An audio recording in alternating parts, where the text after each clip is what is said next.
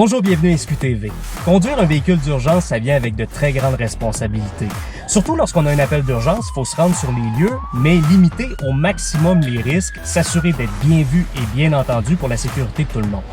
Mais ce qu'on constate, c'est qu'il y a beaucoup d'automobilistes qui deviennent nerveux ou stressés lorsqu'ils voient un véhicule d'urgence comme une voiture de police approcher dans leur rétroviseur. Ce qui fait en sorte qu'ils vont faire des manœuvres improvisées ou carrément dangereuses à l'occasion. Vous voyez là, je viens de me faire couper littéralement par une automobile. Je l'ai vu dans le visage de l'automobiliste que c'était pas volontaire, que c'était par nervosité, qu'elle savait pas trop comment réagir. Je veux prendre le temps de vous expliquer quoi faire lorsqu'un véhicule d'urgence comme une voiture de police, une ambulance ou un camion de pompiers approche derrière vous. D'abord, il faut savoir que c'est obligatoire de le laisser passer.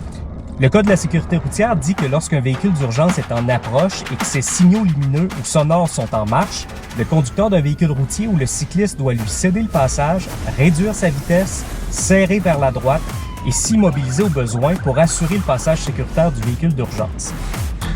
Donc, si vous circulez sur la chaussée et que vous voyez un véhicule d'urgence approcher, la première chose à faire, c'est de rester calme et de prendre une bonne respiration. Je sais qu'il va me dépasser.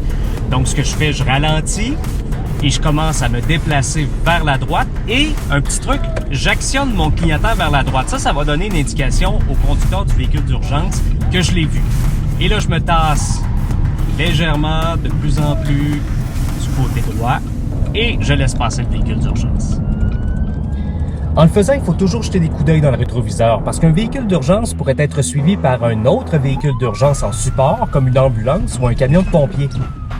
Oui, avoir un véhicule à l'arrière avec la sirène et les gyrophares allumés, ça peut être stressant, mais il faut rester calme. Il faut se dire également que le conducteur du véhicule d'urgence, lui, va analyser la situation et c'est lui qui prendra la décision de faire la manœuvre de dépassement lorsqu'il va juger que c'est sécuritaire de le faire.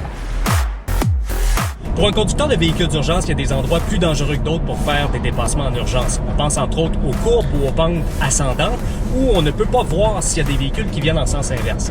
Je vous donne un autre exemple. Vous voyez ici, il y a un muret de ciment. S'il y avait un véhicule devant moi, il essaierait de serrer vers la droite, mais ça serait trop périlleux de faire un dépassement. Donc, ce qu'on va faire, on va attendre tout simplement que l'obstacle ne soit plus présent, soit franchi, pour que la voiture devant nous puisse serrer la droite de manière sécuritaire. Sur une autoroute, c'est la même chose. Si un véhicule d'urgence en approche, il faut le laisser passer en serrant lentement vers la droite. Cependant, ça se peut que la densité de circulation fasse en sorte que c'est impossible de le faire. À ce moment-là, il faut s'assurer de laisser les accotements libres parce que les véhicules d'urgence vont les utiliser. Lorsque vous traversez une intersection et que votre feu est vert, vous devriez toujours vous assurer que les véhicules sont immobilisés au feu rouge des deux côtés. Comme ça, avec cette habitude-là, vous allez voir s'il y a un véhicule d'urgence qui s'en vient perpendiculairement.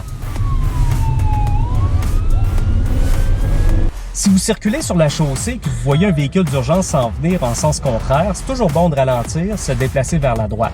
Comme ça, si on a à faire une manœuvre de dernière seconde, il va y avoir de l'espace au centre de la chaussée. Donc, 3 choses à retenir pour ne pas se faire prendre par surprise par un véhicule d'urgence. Anticiper, ralentir et bien regarder. Quand je parle de bien regarder, c'est regarder loin, élargir son champ de vision, toujours garder les yeux en mouvement, s'assurer d'être vu, garder ses distances pour être en mesure de réagir en cas d'urgence et finalement, jeter constamment un coup d'œil dans votre rétroviseur. Comme ça, vous allez avoir le temps de voir le véhicule d'urgence arriver et le laisser passer en sécurité sans être stressé. Merci d'avoir été là. Si vous avez encore du temps, vous pouvez regarder d'autres vidéos et n'oubliez pas d'aller aimer et de vous abonner à notre chaîne SQTV sur Télé du Québec pour ne rien manquer parce que régulièrement, on met en ligne de nouvelles vidéos.